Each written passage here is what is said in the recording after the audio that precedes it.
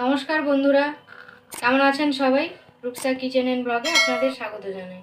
আজকে বানাবো বাটার নান এবং বাটার পনির মশলা। প্রথমে বাটার নানের জন্য ময়দাটা মাখিয়ে নিব।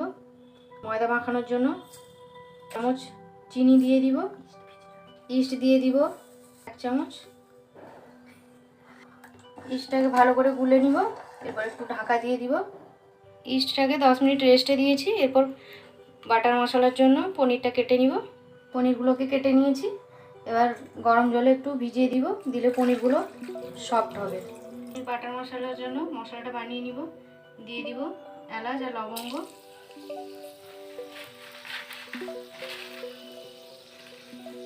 দিয়ে দিব গোটা ধনে,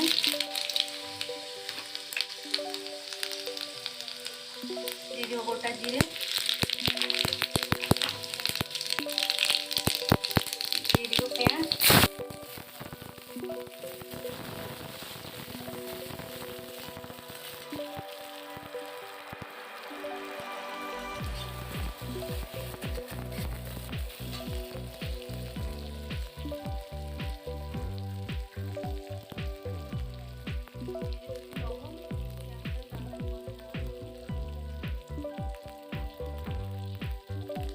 দিয়ে দিব গোটা রসুন, গোটা আদা,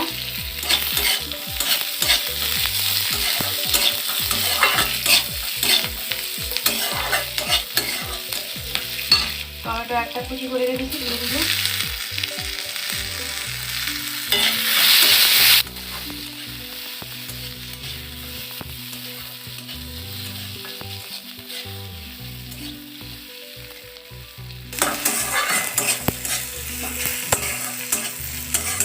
মশলা আমার ভালো করে ভাজা হয়ে গেছে। এবার এটাকে ঠান্ডা করে পেস্ট করে নিব।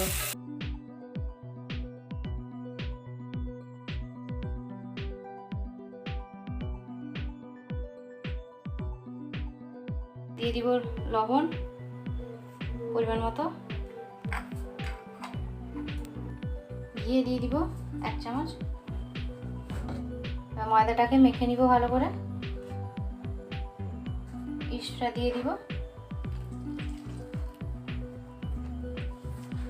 ময়দাটাকে ভালো করে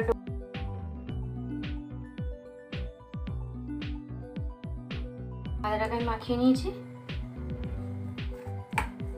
এবার এটাকে 1 ঘন্টা রেস্টে দিব, একটা গরম জায়গায় ঢাকিয়ে রেখে দিব। মশলাটা আমার ঠান্ডা হয়ে গেছে। এবার মশলাটাকে বেটে নিব। মশলাটা আমার বাটা হয়ে গেছে। এবার এটাকে একটা ছাঁকনির মধ্যে ছেঁকে নিব।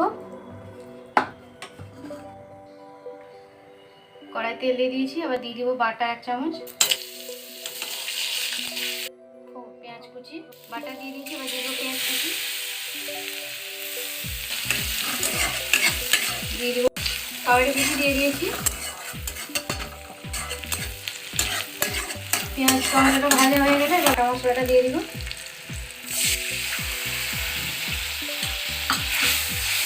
লঙ্কা গুঁড়ো দিয়ে দিব, অল্প পরিমাণে চিনি দিয়ে দিব, পরিমাণ মতন লবণ।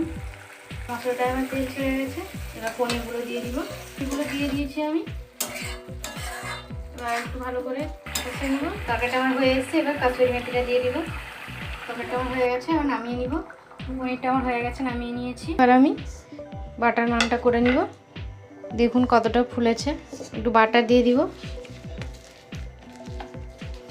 এবার লিচিগুলো করে নিব।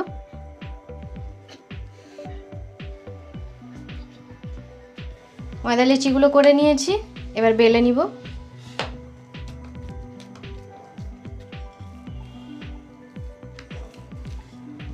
একটা আমার বেলা হয়ে গেছে। এবার যে সাইডটা তাওয়ার উপরে দিব, এই সাইডটা একটু জল লাগিয়ে নিব। কড়াইটা আমি উল্টে নিয়েছি। এবার বাটার ব্রাশ করে দিব।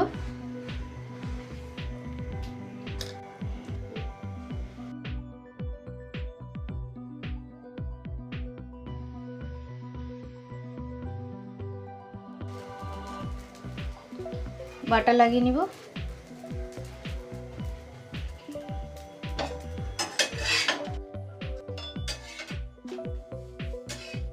এটা আমার লাস্ট বাটার নানটা হয়ে গেছে। সার্ভ করে নিয়েছি। এটা ছিঁড়ে দেখাই কতটা সফট হয়েছে। ভিতরে কতটা জালিদার হয়েছে দেখুন।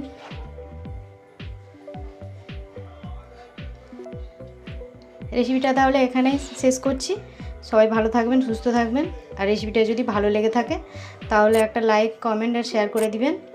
হ্যাঁ, সাবস্ক্রাইব করতে কিন্তু ভুলবেন না।